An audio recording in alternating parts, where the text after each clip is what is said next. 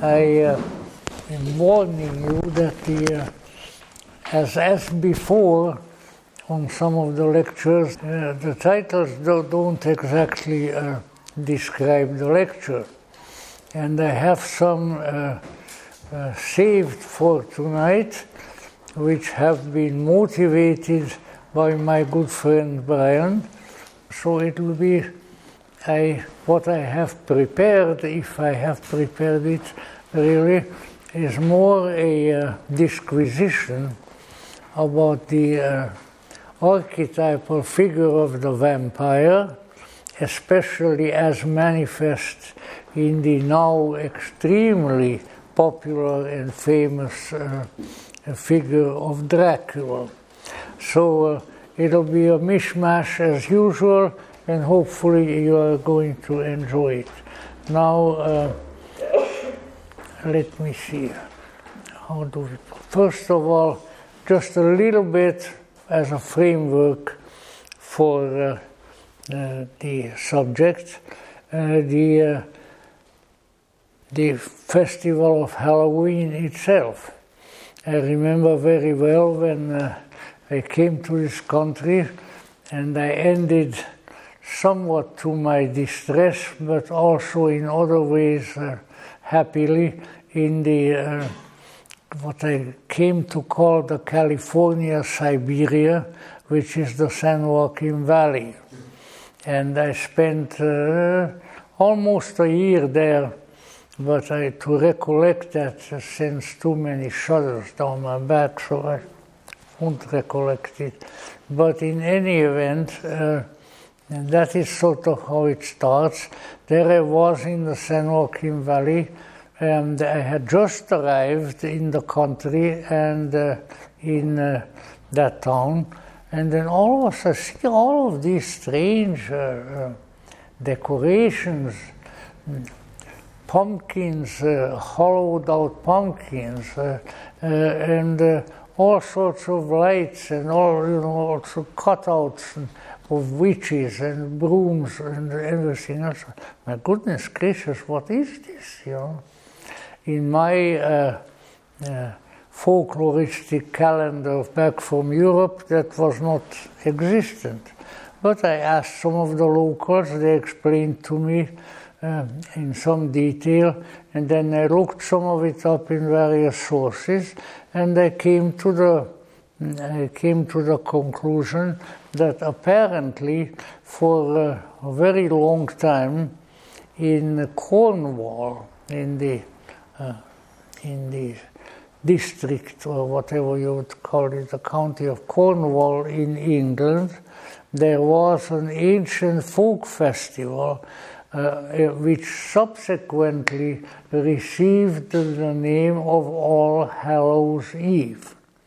Didn't have it to begin with, because by the All Hallows Eve it acquired a Christian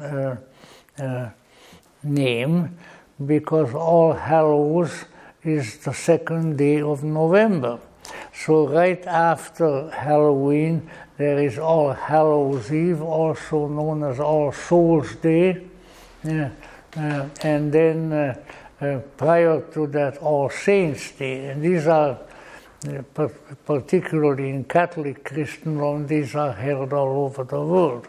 So it's a little bit, the dates are a little bit confusing, but what is important to remember in this case is that the cultural anthropologists have turned their attention to this at some point, and in so doing, what they have discovered, among others, was that the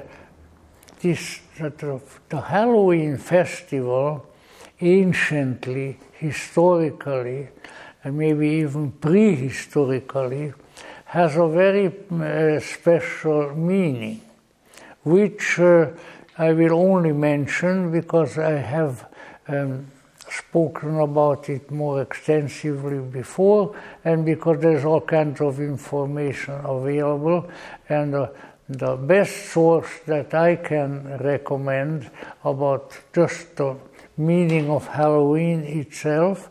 It's called, it's a small book, Halloween, a Festival of Lost Meanings, by Dr. Alvin Boyd Kuhn, who was a teacher and good friend of mine, a long-time member of the Theosophical Society, a wonderful old man, and who also coincidentally gave the lecture about the mysterious meaning of Halloween, which was the first lecture that I heard him deliver in Los Angeles. He lived in Elizabeth, New Jersey, where I have never been, and from what I hear, I probably will be unlikely to go there. In any event, Dr. Kuhn was a Columbia PhD, and you know what his doctor's dissertation's title was? Theosophy. He was the only academician in the United States who was permitted to write a doctor's dissertation about theosophy in the 1930s. So, let's say he was a man of many attainments. Among other things, for instance, he became very interested in Egypt. So he sat down in his room in Elizabeth, New Jersey, and he taught himself the hieroglyphics. That's not something that everybody would do with a light heart, or even with a heavy heart. But anyway, a very interesting man, and I really became very attached to him. He came several times to lecture where I was in Los Angeles, and then I usually was sort of his representative. I booked some of his lectures, and I certainly helped to sell his books, because he wrote a good many books and very interesting. Maybe the one that, if you want to start with one, is the Halloween is too small a book. But what I would recommend, Ancient Egypt. Let's see, which one is called that? It's Ancient Egypt, the Light of the World. He became a great Egyptologist as well. So anyway, this evening's lecture, in part, is based on Dr. Alvin Boyd Kuhn's research into this field, but the most shocking and probably therefore least interesting conclusion is, of course, one that I came to. So if you don't like anything in what I say, blame me. If you like it, then blame the late Dr. Alvin Boyd Kuhn, Kuhn, by the way. So in any event, that being the case, let me start with one of the basic postulates that he always started with when speaking about Halloween. And I did too many times until I came to the conclusion that it mostly represented extra work for me, which I really didn't need. So therefore, this time I didn't do the extra work. And you were going to have to do the extra work if you are willing. Namely, it has to do with the diagram. And the diagram is a circle. The circle is intersected by an equal armed cross. And it is the circle of the calendar, of the annual calendar. Now, Dr. Kuhn's rendition, the circle is in turn intersected by two equal armed crosses. So there is a vertical cross within the circle, and it has a vertical bar and it has a horizontal bar, and that's really the entire picture. Now, what the picture is the picture of the calendar, and as he had found in various ancient documents and so forth, that calendar in turn can be interpreted in a very meaningful way, if one wishes.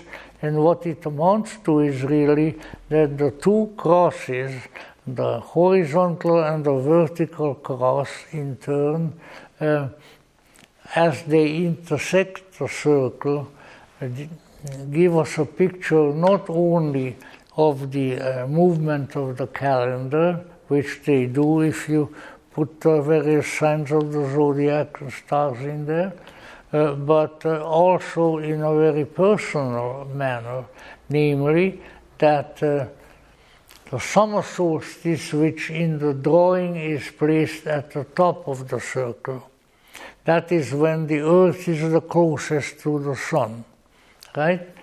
So the summer solstice has been anciently the symbol of what?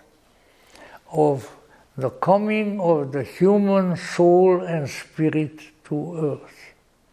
Because the Sun being the closest, the symbolism is that is when we have come from the Sun. Because Father Son was God the Father, and remained that way also, and so that is a very good symbolism. So that is when the light is the closest to the earth, and that light contains us little lights who come down out of the divine Sun at that time and begin their journey in a circular fashion. I hope I'm explaining this because this is fairly important. And so from then on the journey begins in clock fashion. Is this the clock fashion or the counterclock fashion? I never know the difference, and it doesn't make any difference. But in any event, the journey then begins. And what is really of import for us this evening, and if you have heard any of my other talks about Halloween at other times as well, is that as the movement now begins, we have to see the various phases of development in this, primarily in the spiritual nature of the human, because this circular path is not only a cosmic symbolism, but it is the symbolism of these funny little sparks of light, as the Gnostics often call them, which have come into the circle and which move around now. So then now the next station, as it were, the next quarter, is probably of particularly importance to us tonight, because that is the autumnal equinox. The autumn, and if you count 40 days after the autumnal equinox, then you have Halloween. Just like subsequently when you come to the winter solstice, the summer solstice, if you count 40 days after the solstices, you end up with a major holiday. Christmas, Easter, and so forth. So what we have here apparently is something astronomically of curious circumstance and meaning. And that being the case, now we need to explain a little further in Dr. Kuhn's explanation when the autumnal equinox occurs, and then the 40-day period thereafter, which is a sort of like like the octave in the Christian liturgical calendar. That's when the festival is over, so to say. And in these 40 days symbolize the coming into this weird world of our souls and spirits, and with our hope, undoubtedly, sometimes secret, to get out of it. So in any event, what we see then is that in the 40-day period, in the symbolism, in this calendric symbolism, the soul, the spirit, becomes acclimatized to this new climate, because that's what acclimatize means, becoming familiar with the climate, and that brings up all kinds of weird and dark and sometimes deadly things. So the witches, the skeletons, the Day of the Dead, All Saints' Day, all of these are squeezed into that area, and they all are the indication that we have come into a really, truly weird place. And now what are we going to do with it? Well, we are still here trying to do something with it, and it in turn is trying to do things with us. So all of those need to be taken into account. In any event, what this indicates that the mysterious realms, so that what the early theosophists particularly called, let's say, the astral plane, where the ghosts dwell, where all kinds of strange and not always visible beings confront the human soul. And so as Kuhn called it, the day of the autumnal revel, which is Halloween, the day of the autumnal revel brings to our attention that we have really landed in a weird place. And if you are not quite convinced of that, I would say just live longer. I made it so far till 94, and I assure you that in my 94 years I have become thoroughly convinced of that weirdness on the basis of all my experiences. So in any event, that's what the dead come forth, the witches are dead, the wizards, all these sorts of things. And once again, obviously to us, occultists, theosophists, other weird people, these are not imaginary events, but these are cosmic events which we can participate in and which have a symbolic significance for what in modern psychology we call our psyche, our soul. And as such, they are important. So the darkest spot of the zodiacal circle, of the solar annual transit, the darkest spot is Halloween. And in some pagan societies, particularly in parts of the British Isles, especially apparently in Cornwall, which is a nice name, but I have never been there, has been an age-long custom to celebrate, and that the celebration was often in tune with the holiday. Just like, say, then when the Christians came and Christmas, on the opposite end of the zodiacal circle, comes, then Christmas has its own symbolism of the birth of the new light, the birth of the Savior, the birth of transformation.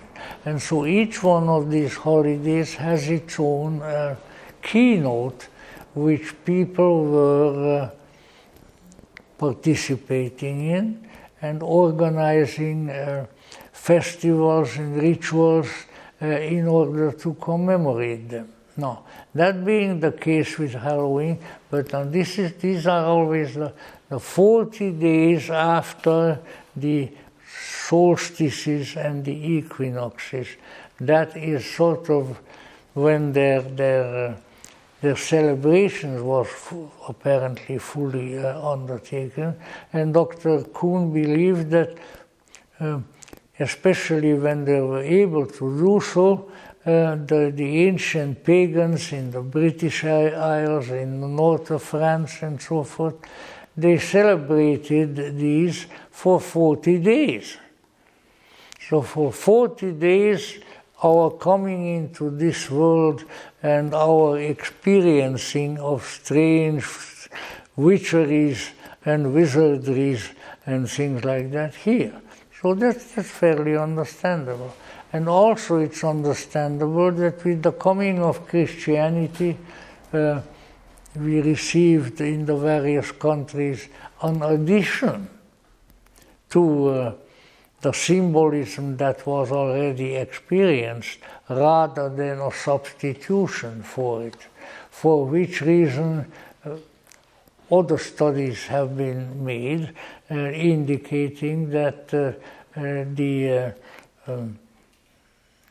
various Christian holidays, and some of them more than others, for instance, St. Michael's Day, which in German is called Michaelmas, and which was greatly and still is greatly revered by the disciples of Rudolf Steiner, and various others, so that there's always some keynote of that quarter of the zodiac was taken, and then celebrations. For St. Michael's Day, for instance, in the Austrian Bavarian Alps, where I lived for 6.5 years, on Michaelmas at night, St. Michael's Day at night, they light fires on the mountaintops, and they shoot off, the Germans and Austrians love to do that, they shoot off a certain kind of artillery piece. I know the German name of it, I don't know. Anyway, boom, so in the 29th of September, which was, you look up and there's fire on the mountains, and boom, boom, boom. Somewhat a little bit like in Los Angeles on the 4th of July night, you know. Different meaning, but similar customs. In any event, it was in this kind of evolution that the festival of Halloween was born.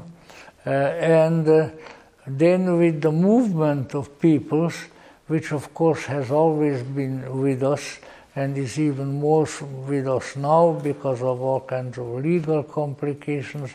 With the movement of people, of course, a considerable number of people from Cornwall moved to the American continent.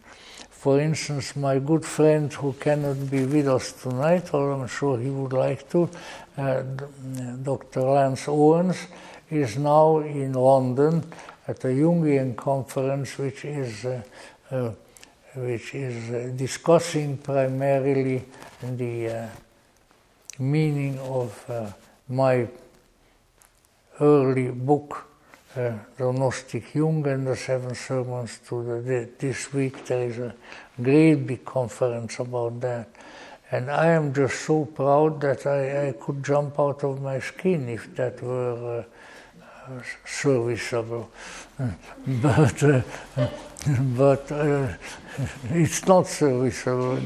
but we will hear about it, and I'm sure that nowadays everything is being recorded, from the day of creation until the crucifixion of Jesus Christ, everything will be on record. So I imagine eventually we will get some records, at least of Dr. Owens, about that subject later on. But we don't need to wander away too far from the subject, because it is in this fashion that this curious and sort of on the face of it incomprehensible festival of Halloween came into existence. All right, now that's a good framework for it. Now then, still we have to keep in mind that this theory, I don't think it was purely Dr. Kuhn's theory, but he learned it from various Egyptologists and other anthropologists, that there is a specific keynote to these various festivals. And the keynote to Halloween is the entry into a dark and confusing world, which, however, at the same time, if one takes it the right way, can also be a very enjoyable world. Festivals, orgies, orgy-porgy. You remember Aldous Huxley with his island? So in all of these things, these things need to be taken into consideration. And so Halloween was one of these kind of mixed up holidays where the people who were around sort of anticipated the coming of rock bands and other enjoyable things in a later period, and they not only anticipated it, but they practiced it with considerable glee, shall we say. So that is the origin of Halloween, and that's why it has all of these peculiar and dark and sometimes frightening, if you frighten easily, keynotes that it has.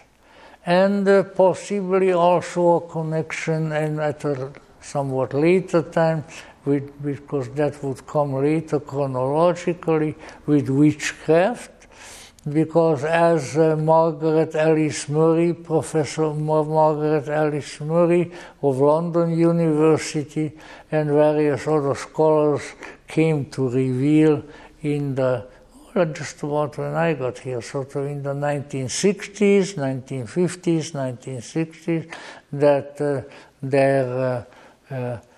there was also something that was the ancestor of witchcraft in Northern Europe and in the British Isles. Meaning people who got together, the leadership possibly having been that of women, and then these in turn developing various ritual practices and so forth. So that also has been a discovery, but independently. It was a discovery that came independently of Halloween, although, because the witches were always excitingly sinister, and then obviously that worked into the mythology. But interestingly enough, every time this would be the 40th day after a solstice or an equinox. All right. Now, I hope that bored you enough. But let's say, we have to realize that these things are of very ancient origin, and at least according to my good friend, late friend, Dr. Kuhn, they are also of great symbolic significance. Their dates when they were celebrated, the various activities in the celebrations, primarily because to some extent and degree the power of their observance is continued. Just like the Christian holidays which then took over, which were very often developed out of these ancient holidays. So these things were never meaningless.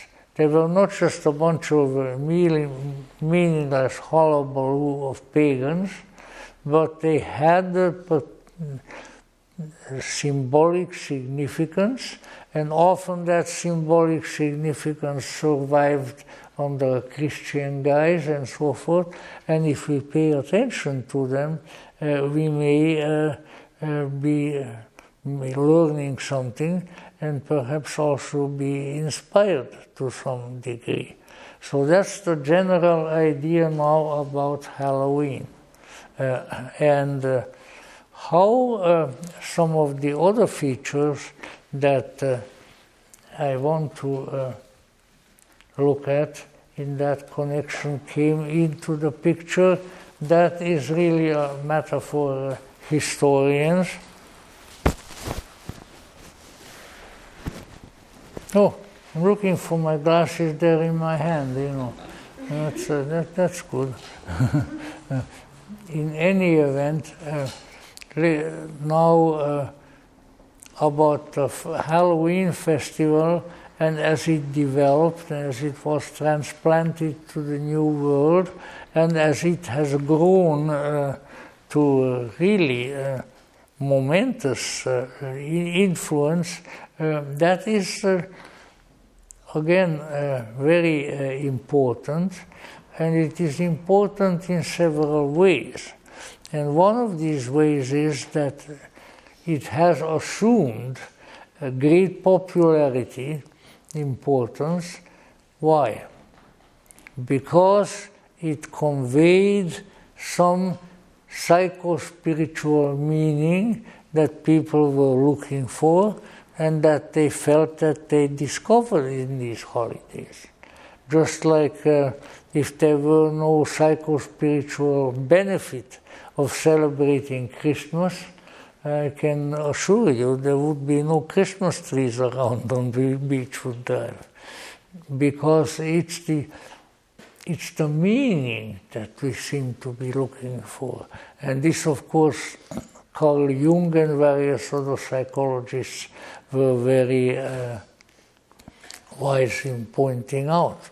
But so let us say the meaning grew, and what I, at friends' advice, what I would like to particularly bring in today, even if it scares some of you, which it shouldn't, is the figure of Dracula, the master vampire, who after a certain period appears within the Halloween mythos and has grown and grown and grown until now it's everywhere. I wouldn't be surprised if in Saudi Arabia they have Dracula statues and things, because it has become so much part of the folk mind, and that I think to me is maybe more important at this point and more relevant to our times or to any time than a lot of other discoveries. Of course, people's first reaction to something scary is to get scared. So let's say often if you bring up these things and maybe even the more profound meaning of these ancient holidays, people say, oh, that's when they sacrificed people, and like some people were complaining to me, but I kind of quieted them down when we showed the Wicker Man. that is, it's about evil and about people who do human sacrifice. Well, he says, yes, but people have done human sacrifices since the world began, and they still do. If you don't know about it, that's because you're not well informed. There are various archetypal meanings as well as physical uses of blood sacrifice. Here we come to the blood already. I can see old Drac looking over the wall, so that these things come up in the history of the world, and they don't come up for nothing. They don't come up so we cannot learn from them. They don't come up which they are not really interesting and fascinating, but they come up just because of all of those things. And they remain and they grow. 1931 was the year when the first motion picture, I think still either the talkie already or the non-talkie movie of Dracula was played in the theaters in the United States.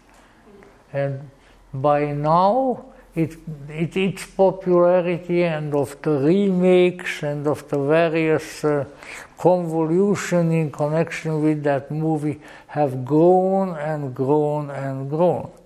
It was originally a book, and I'll come to the book.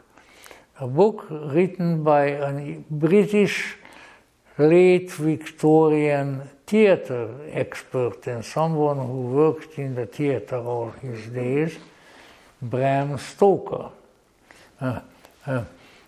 And then, a good many years later, of course, the idea arose that a stage play could be made of this. And so there was a stage play now called Dracula. And then later on, when of course the motion pictures came, 1931 was a very important year. Not only I was born, but this building in which we are enjoying ourselves built a theater specifically for the new talkie movies. And over there, if you look at the clock, the right and left of the clock are the little covered up places, and those were the projection outlets. It's from there that the film was projected to over there, and back like where you have the curtain, that there was the screen for them. But the first movie in this place, the first talkie movie in the United States that was shown 1931 was Dracula. Now, all right, so what is Dracula? How does it fit into our ideas? And what may we learn from it? Because after all, I have been told by my school teachers innumerable times, life is a learning experience. Actually, that term was only used in America. Only Americans are so easily impressed by highfalutin and at the same time rather meaningless words. So if you take that as a bit of a national insult, that's fine. I'll shake hands with you afterwards.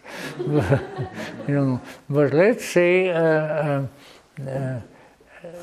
there is something here, not only in Halloween, which of course is being widely celebrated. I was absolutely floored when walking the streets in the evening, the streets of my native city, Budapest. In what year was it again? 2009. In 2009. In October, I looked and there were American-style Halloween decorations in the windows. And I said, not in Hungarian and not in English, but in Yiddish, I said, oy vey. But it was interesting. I said, aha, now it's spread here. And it is there, and now it's in all kinds of other places. And of course, you may say again, it's just horror movie stuff. Why should that be around? Why? Because people are interested in it. Because it stirs something in people. Whether it stirs fear or apprehension or anything else, when it stirs something in the psyche, then that causes popularity. Now, of course, you may say, as that lovely couple of people who were sort of mildly protesting about what did they say it was, the movie about the Burning Man. Wicker Man. Yeah, the Wicker Man, that's right. There are all kinds of reasons why people are excited by strange and sometimes somewhat frightening or on the border of frightening themes. Why? Because we, heaven knows, that maybe it could be used as an argument for reincarnation, which I always like to sidestep because I don't want to reincarnate. I don't want to come back to this place. I had it. I proclaim solemnly that I had it. In any event, and that's meant in serious. Sometimes serious things are funny at the same time, by implication. In any event, whatever the case may be, there is powerful psychological symbolism that speaks to us often on a very deep level, and which is worthy of contemplation, of study, that is in these themes. See, we can scare people away with Dracula. In any event, probably no more. But now I came around, so to say, to the point as to what a worldwide and enduring success the Dracula movie and its knockoffs and various other vampire books and so forth have had, and how it is going on and increasing. This is a cultural phenomenon that anyone who studies the culture ought to take notice of. These sorts of things don't happen in a vacuum. See, this is what, it scares me, I don't want to have anything to do with it. Well, you know what? You should have been scared when the Soviet Union took over half of the world. And some were. You should have been scared when the Russian Revolution broke out. You should have been scared when Pol Pot, the butcher, took over Cambodia. And lots of people were.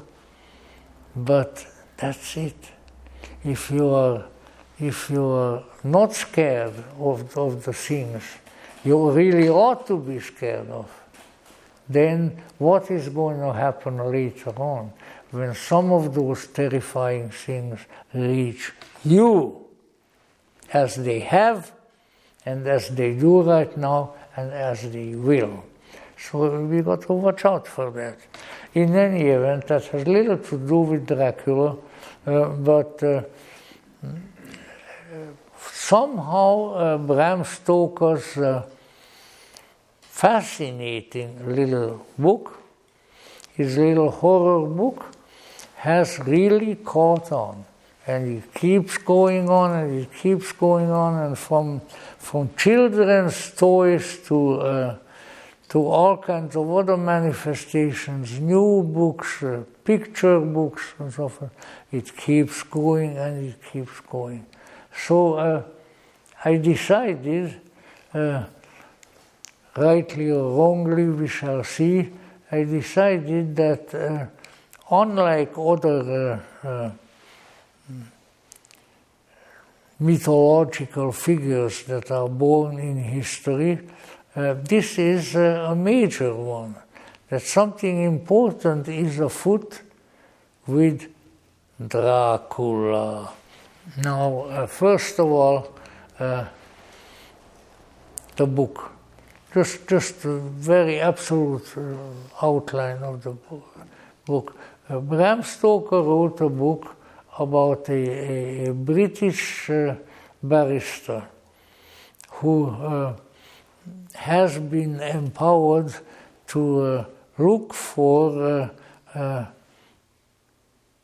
possibly the rebuilding or the transfer of ancient medieval buildings from Europe to the British Isles.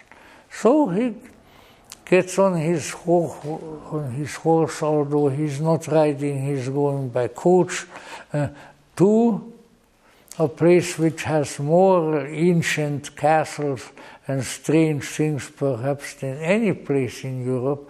And I've been there and I can testify to it, which is Transylvania. Now, what is Transylvania? It's Latin words, across the forest. Silva is a tree, forest. So across the forests there is something. And in order to get across the forests in Eastern Europe, you have to first go through Hungary, at least in the days when the country still meant something. So therefore, Transylvania has had the reputation for some time of being a place with very interesting ancient history and very interesting ancient castles, buildings, huge forests, which is why it's called Transylvania, beyond the trees. So when you get past the trees, then you are in the flat country, which is a little easier to deal with. And it was a sort of a satellite of Hungary for hundreds of years. Also very closely allied to Poland, for the grand princes of Transylvania were not under the Hungarian king. They were independent, although very friendly. Also, let's say, all kinds of interesting developments like that, some of which I'll tell you if I have the time. But let's say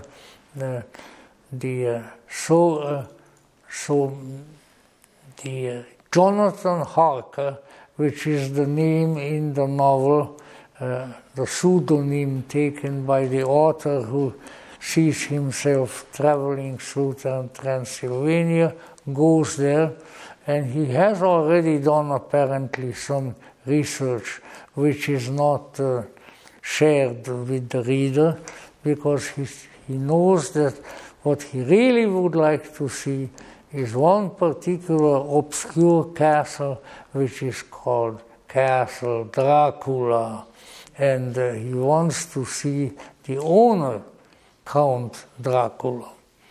Well, now what about that name Dracula? It's Romanian, because a lot of Romanians living there, and now it's part of Greater Romania. But in any event, Dracula, after all, Mr. Bram Stoker didn't know the Romanian language. I don't know it either, but I know a little of it. Primarily because in my family for some years we had a keeper of horses, horse, whatever you call it, who had served in the Romanian army. He was teaching me Romanian. I taught the Romanian national anthem, obviously the one still that extols the king. I don't sing any anthems otherwise.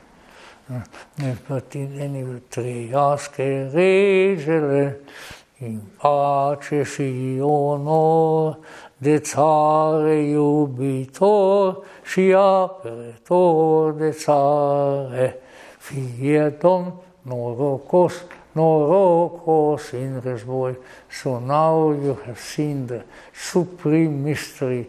You have seen and heard me singing the old Romanian national anthem. So that should stick in your mind forever. In any event, but that is not really, I don't think Romania had any king yet or republic yet at that time. But in any event, so Bram Stoker makes his hero, Jonathan Harker, travel by train to the borderlands of Transylvania. Then he gets into a coach, like a good old stagecoach. We must remember we are sort of at the very end of the 20th century when strange things were happening. For instance, there was a heavy-set Russian woman who smoked a lot of cigarettes and who had been in Transylvania by the name of Helena Blavatsky. So it was a very, believe me, if you study history, it was an extremely creative, strange period of history. One wishes that it had continued and there hadn't been any World War I and then any World War II, and I probably wouldn't be here, but that would be okay too. So, in any event, so he gets on the stagecoach and they ride into Transylvania, into the Transylvanian forests, the mountains, the strange little villages and so forth, where probably they drive through a particular Transylvanian village, which, let's see, what was it, which was the birthplace of somebody whose name became very much associated with Dracula later, who was the actor. Now, who is the actor who played Dracula? Bela Lugosi? That's it, yeah, Bela Lugosi. And that is also a little bit of, not entirely, but a little bit of a pseudonym. Because what his real name was something like Bela, which is Abelard, the Christian name, Bela Nagy of Lugos. And that Lugosi it actually denotes a low level of nobility, because the Transylvanian princes would ride or drive through the villages, and if they saw a particularly nice house, or maybe a particularly nice Transylvanian woman, and things like that, then they made them on the spot noble. And they gave them the title of the village wherein they lived. And so Bela Nagy of Lugos became Bela Lugosi. Big friend of Manly Halls and a good student of weird things. Very interesting man. In any event, but of course that came later. because first the subject matter had to become famous. So Jonathan Harker, in his stagecoach, drives through the Transylvania mountains, through the forests, and talks to the people, and very well informed. He mentions what kind of nationalities he meets: Ruthenians, Romanians, Hungarians, Seclers, which are the Transylvanian Hungarians, and many others. So he was well informed about the territory that he wrote about, unlike a lot of fiction writers who, just give it, oh well, I went to, I don't know what, Tanzania or something like that, but he knows as little about real Tanzania as any ignorant person. But not that. He was well informed about the countryside he wrote about and everything. And then, as a good, sociable Victorian Englishman would, he gets out of the coach now and then he asks the people, and because they all speak German, that was still in the days of the blessed and lamented Austro-Hungarian Empire, where the official language was German. So he talks to them, and he says, "Do you know of a castle Dracula?" Now, of course, that right there's a mistake being made that has been perpetuated. What he was trying to say was the Romanian word Dracule, but he used the English pronunciation of instead of E and A, because in English you pronounce the A as an A, but in Romanian you don't. And so that started something, and it became Dracula rather than, because in Romania it's definitely Dracule. You want to tell somebody to get out of the house, you tell him, "Du-te la dracu, go to the devil." Dracu is the name of devil, which is derived in turn from the Latin word for dragon, Draco. And that's how Dracula came into existence. But here, of course, the author gave him that honorific title, that he was Count Dracula, that he had his own castle, and more than anything else, that he was a very, very astute and very active vampire. Now, a word or two, because I don't want us to stay here forever. Now I'll talk a word or two about vampirism. Were there really empires? Empires, yeah. There were empires, German Empire, Austrian Empire, Russian Empire, until a bunch of stupid people in America, in England, and other places did away with them and made the kind of weak republics out of them, which could be taken over by Adolf Hitler like that. So write that into your notebook, that a Hungarian sitting in Besant Lodge, Beechwood Drive, said that to you. Then you can forget about it. In any event, that's what it was. So now and as in a lot of languages, when you use a particular term often, then you make a kind of children's word out of it. And so it became not just Dracu, but Dracule, which is like, adding an honorific, childish honorific to it. And so that honorific Dracule became the term that now has been all over the world, and that is even adopted in the official Romanian language itself. I could cuss to you in Romanian if I wanted to, but it's not really nice to do that in a more or less holy place like this, so I'm not going to do it. But in any way, Dracula is a sort of a diminutive of Dracu, like a little devil. Oh, you little devil, you old devil, you know. But it is definitely derived from Dracu.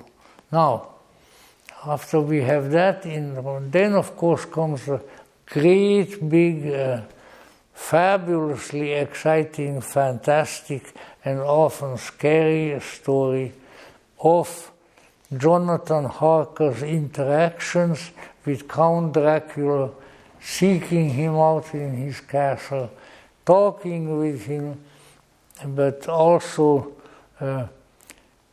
somewhat rubbing Count Dracula the wrong way, so he's not very much in great favor.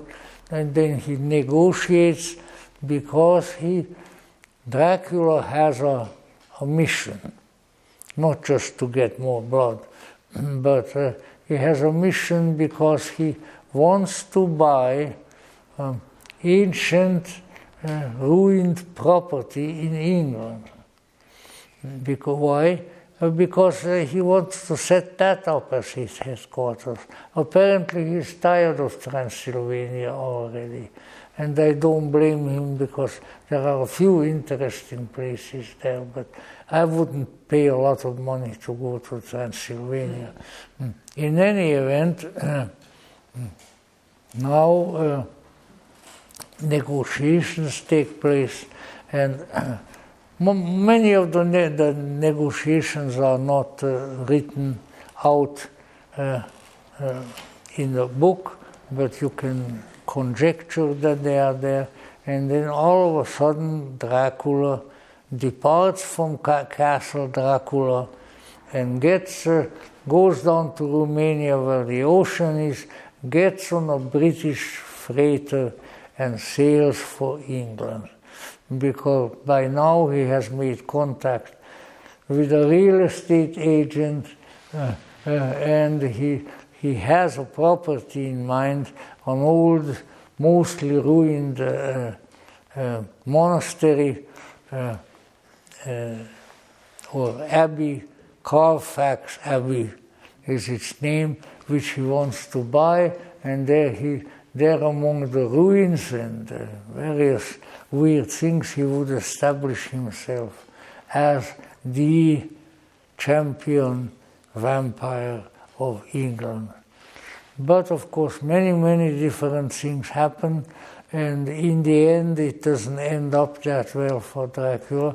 But he finds that has to be mentioned because it's in all the movies, he finds a helper, an assistant, who then goes with him to England. No, actually they find him in England, so don't make me falsify the story.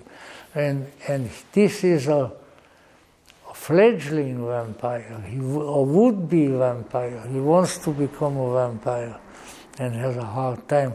So he wants to go with Count Dracula to England because he wants to learn how to become a vampire, a real vampire. Because up to that time, he just tries to eat living things. He eats mosquitoes, he eats flies, he catches mice and rats, and not very elegant fare. So, but then now he becomes Dracula's sidekick, and then all sorts of things go on. But let's say, as you might imagine, there is a happy ending, and the happy people who are Jonathan Harker's friends and become the owners of Carfax Alley, and anyway, Dracula comes to a bad end. I don't want to take the story away from it because you know what? It is one hell of a good book. It really is. In that genre, I couldn't recommend a better book. And that's saying something, because I read a lot of them, and I loved a lot of them, and I still do. And if I say that, then I really admire. It is a very, very well written book, so that in a sense it has really been a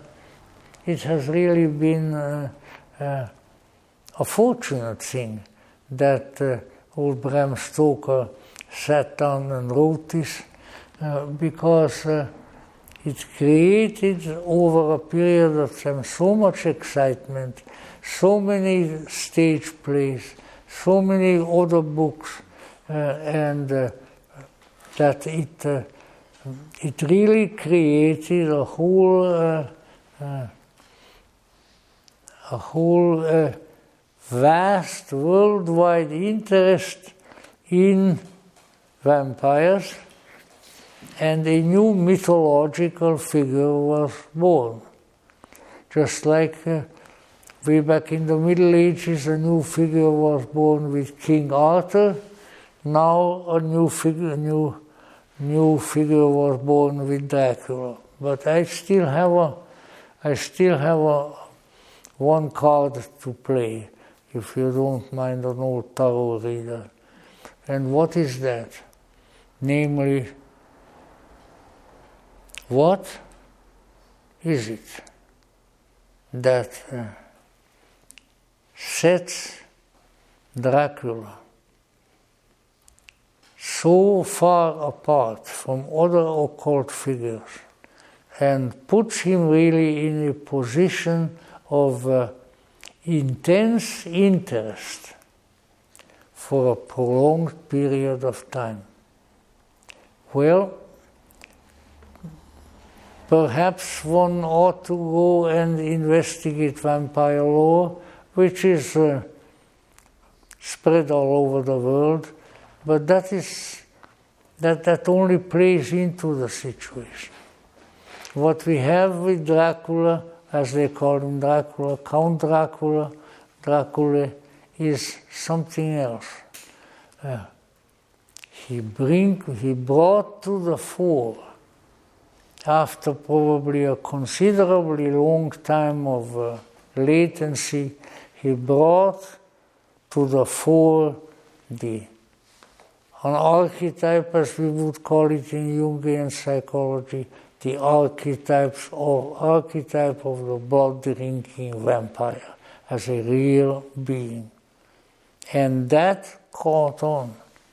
So it's not just the particular figure in Bram Stoker's book, but a being that previously nobody knew about. The blood-drinking vampire, and this one holed up in the Transylvania mountains, away from the cities, away from everything of that sort, and yet having a considerable power and influence and a considerable ability to ply his trade, shall we say, namely the way Bram Stoker portrayed it, the vampire goes up to the healthy people, befriends them and so forth, and then finally at an opportune moment he bites them on the neck, into the vein, drinks their blood as much as he's able to muster all the time, and if he has done a good job, then they become vampires subsequently also. So what have we got here? The time is late, and I don't want to drag this particular bloody business out for too long, so I will just as soon not continue with it next time. But let's say something interesting, something occult, something theosophical, something very Blavatskyan hides there. Now, if this gets out, nobody is going to join the Theosophical Society anymore. But it is not quite like that, because what we are dealing with here, that now you are really going to figure out that I'm cuckoo, that we are all in our own way vampires. Now, what does that mean? Well, in my meaning, it's undoubtedly something else than it would be in somebody else's meaning. Let me just very quickly jump around. In the secret doctrine of all things, Blavatsky brings up a term which he says is the most important term about the continued existence of the human being. And she calls it an essence. Now, this essence, on the whole, is invisible, intangible, cannot be tasted, but is somewhere deeply hidden in the 7 vestures of the human being. So, it's not just something locked up in somebody's chest. But this essence, in turn, has a lowly counterpart. There is an essence that is not good in the long run, but is a biological substance that is destined to keep an inferior species called human going, and that essence is blood. Now, if you get somebody with a magical practice, maybe going clear back to Egypt or various places, who says, I am going to revive that activity. We are going to have an increasing awareness of the fact that we have an essence which is not terribly good. And when that comes about, then you have a juxtaposition. The vampire who takes the biological essence, and all you have to do is just read some of Renfield's statements. Very, very enthusiastic, but very primitive and somewhat stupid, which is what people are. Renfield being the newly recruited helper of Dracula when he gets to England. So what we have here, we have the lowly vampire who is doing what? He interpreted the essence as blood. And so he became a blood drinker. He thought that by drinking blood, and enough of it, and often enough, this body, are going to live on and on and on. When you get a little bit old, a little bit tired, you want to sleep, then you drink a good amount of blood and go into the coffin and sleep. But what is meant there? That not just the silliness, because we know that it's all silly, namely that we could engineer something with blood or without it to live forever. That hasn't happened yet. There have been, very long-lived people, but that hasn't happened yet. But what it can indicate is that if we live for physical things, for physical life, and for all that that implies, we are drinking the blood of the world. Now you are beginning to think, this old guy here, he says nonsense. And maybe I am. But I think it is true. In other words, those who are what Jung in his early years called extroverted psyches, who are seeking their satisfaction, their life, their livelihood in physical things. They are the blood drinkers. They are the ones who drink the blood of this world. And among them there are probably terrible people who are dictators and slaughterers and Pol Pots and people like that, because that also all has to do with it. The purpose of their lives is killing others. And they found a good excuse in the university in France why they should do that. A murderer always finds some rationale for killing. Always, it's been that way. You can find it in the Bible, you can find it everywhere else. But that being the case, that is just the gross external manifestation of this that I'm talking about. Because what I'm talking about is that the extroverted human psyche that is always looking for something external to satisfy it. External sex, external this, external that. And what it does, it eats the blood of its fellow men and fellow women. So we have to be careful that we don't become vampires ourselves. But however, there is, in Bram Stoker's book already, there are remedies. Like there is an old Dutch professor, Professor Van Helsing, who knows how to fight the vampire. When he teaches the others how to resist the vampire, you know what he brings? He brings consecrated hosts from the church.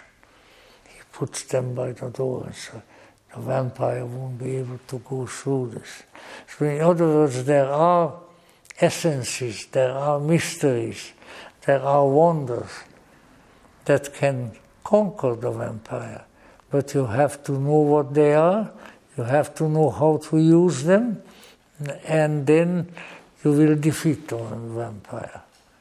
So we have something very interesting here. That Bram Stoker has noted that there is a false mystery in the minds of modern people. And he was already on the edge of modernity, And what is that? It's vampirism. You take from the life force of others, and you can pray 100 times over, hidden life vibrant in every atom.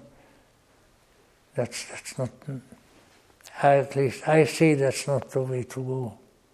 What you have to do is, you have to affinitize yourself with the other essence. What's the other essence? Well, look in Madame Blavatsky's writings, look in the Secret Doctrine, look in some others, and there you'll find she speaks of a secret essence within the human, which is the same as what St. Paul writes about the Christ in us, the hope of glory. So there are two essences. One essence is the physical blood, It's symbolized by the physical blood because that's what gives our body life. And there's this other one which is not physical, which is the deepest spiritual kernel of the human being. And if we rise to that, if we put everything else aside, then, as Dracula wanted to be but never really made it, we shall never die. Not that you're not going to die physically, of course, but you're not going to cease. Because what you have made contact with is immortal and eternal, and it cannot die. It is of the essence of eternity.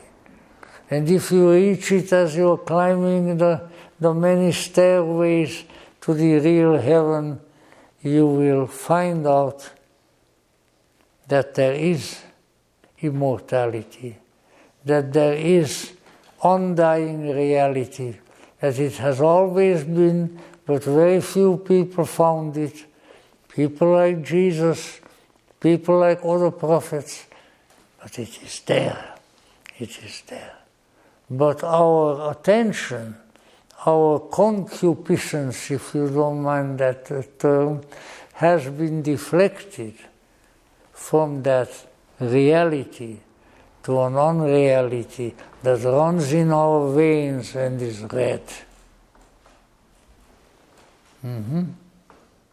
Now, you might say, who has had eternal life by drinking blood?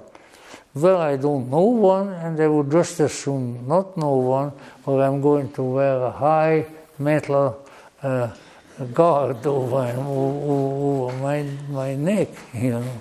But let us say such things do exist.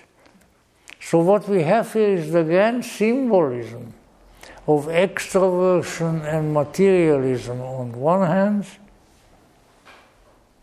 and of a transcendental essence, the blood of the angels, the blood of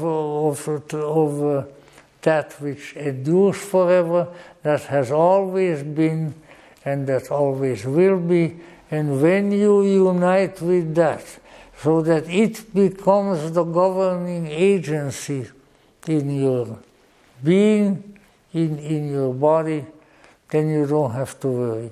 And you don't have to worry about Dracula either, because he went the other way. He thought that would do it. And then, come on, I mean, he has been out around there in Transylvania for a long, long time, you know. He hasn't died, but is that kind of life really what we desire? I don't think so. But keep in mind that the esoteric tradition has always said that there is another essence, a spiritual essence, that which comes from the completely transcendental field of activity into which we return, and then indeed we live forever. Now, maybe too much to believe, maybe too big a story, maybe too big a myth, but let's take a look at it, you know. Maybe it's worth looking at, maybe it's worth putting into practice, and maybe look what rejoicing, what marvel, what glory, what happiness will be when we are united with that essence, and when we are in our Father's house and we go out no more. Okay, thank you very much.